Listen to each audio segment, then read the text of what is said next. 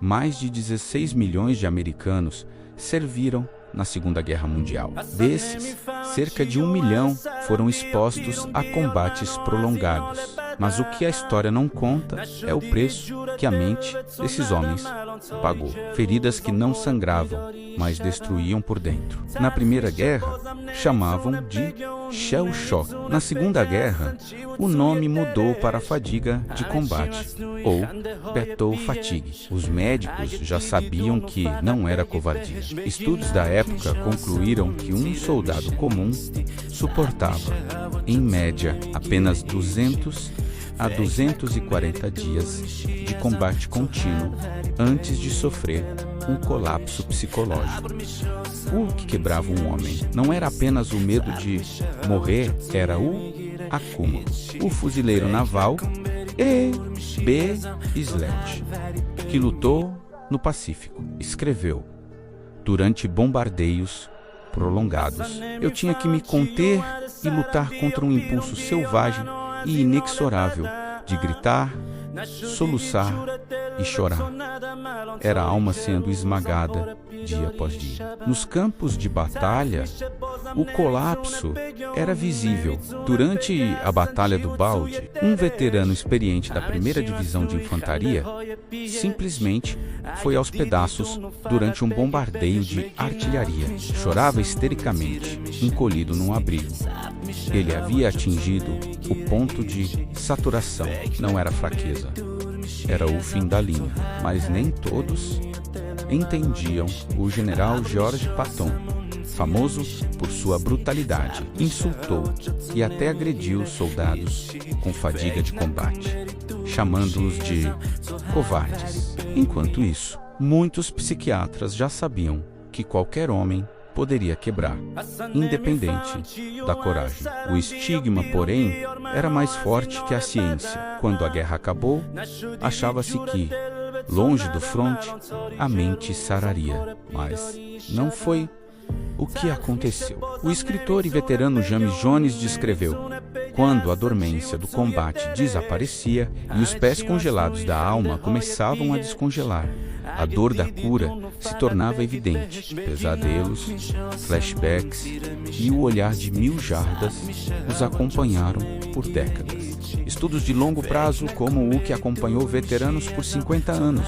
confirmaram: o combate previa sintomas de estresse, mas não necessariamente outros transtornos. O trauma tinha uma assinatura própria. Foi apenas em 1980, com o DSM-T, que o nome mudou oficialmente para transtorno de estresse pós-traumático. O PTSD, o nome fadiga de combate, ficou para trás, mas os fantasmas não. Esses homens nos ensinaram que a guerra não acaba no campo de batalha. Ela ecoa por gerações.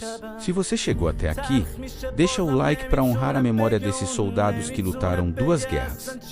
Uma contra o inimigo e outra dentro de si mesmos.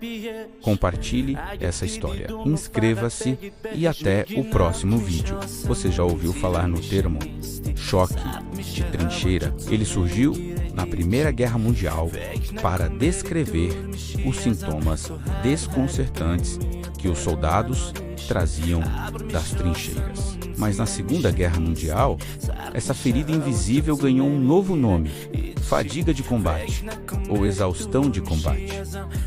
Não era apenas cansaço, era um colapso psicológico profundo sob o estresse implacável da guerra. Hoje, vamos explorar as histórias ocultas desses soldados, aqueles que travaram uma segunda guerra dentro de suas próprias mentes. Imagine ser um jovem, mal saído da adolescência, lançado no caos da Normandia ou nas brutais campanhas de ilha em ilha no Pacífico. O bombardeio constante, a visão de companheiros caídos, o medo sempre presente da morte, era um ataque ao espírito humano. Os soldados, de repente, se tornavam incapazes de funcionar. Alguns tremiam incontrolavelmente, outros olhavam fixamente para o vazio, completamente sem reação. Muitos experimentavam ansiedade debilitante, pesadelos e uma perda total de confiança. Eles não eram covardes. Suas mentes simplesmente haviam chegado ao limite. Um relato famoso vem da Batalha do Bulge. Um psiquiatra do Exército dos Estados Unidos da América, Dr. Roy Swank, estudou soldados nas linhas de frente. Ele descobriu que, após cerca de 60 dias de combate contínuo, a grande maioria dos homens mostrava sinais de grave sofrimento psiquiátrico. Eles se tornaram hiperagressivos, paranoicos e emocionalmente entorpecidos. Sua capacidade de pensar claramente evaporou. A pesquisa de Swank mostrou que a fadiga de combate não era um sinal de fraqueza, mas um resultado esperado de uma guerra prolongada e intensa. Era uma ferida tão real quanto qualquer estilhaço. Considere a história de Eugene Sledge, um atirador de morteiro da 1ª Divisão de Fuzileiros Navais, cujo livro de Memórias with the Old Bridge oferece um olhar arrepiante sobre essa realidade. Ele descreve o efeito desumanizador do combate no Pacífico, particularmente durante as batalhas de Peleliu e Okinawa. Ele viu homens antes cheios de vida, reduzidos a sobreviventes de olhos vazios, assombrados pelo que haviam feito e visto. O próprio Sledge lutou com um ódio intenso pelo inimigo que o assustava e carregou as cicatrizes psicológicas, os pesadelos e o trauma pelo resto de sua vida. Ele escreveu sobre como era difícil se reajustar à vida civil, onde ninguém poderia entender os horrores que ele havia suportado. A abordagem militar estava mudando lentamente. Durante a guerra, o tratamento psiquiátrico na linha de frente foi introduzido. A ideia era simples: tratar os soldados o mais próximo possível das linhas de frente, com a expectativa de que eles logo retornariam ao serviço.